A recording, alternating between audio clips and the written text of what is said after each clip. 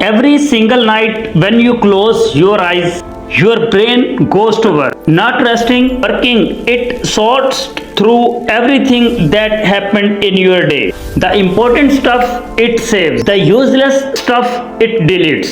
Think of it like your phone storage. If you never delete anything, your phone slows down, gets confused, stops working properly. Your brain does the exact same thing.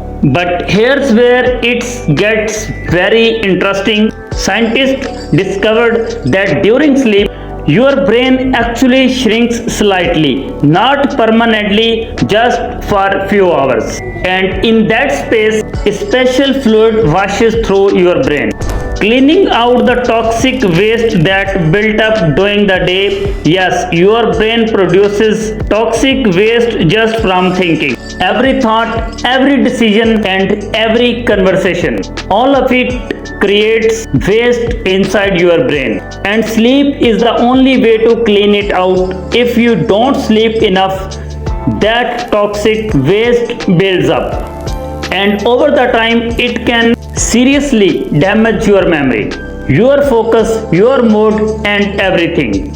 So what happened if you skip your sleep? One bad night, you feel foggy, slow, irritable. 3 bad nights, your brain starts making serious errors.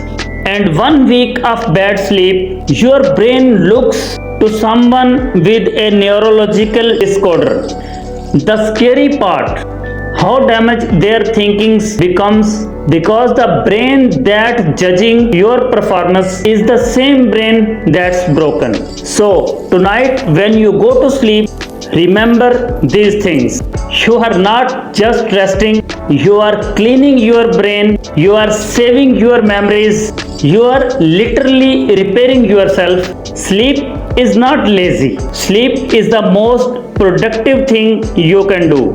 If this blew your mind, subscribe, because every video I make will change how you see yourself. Thanks a lot.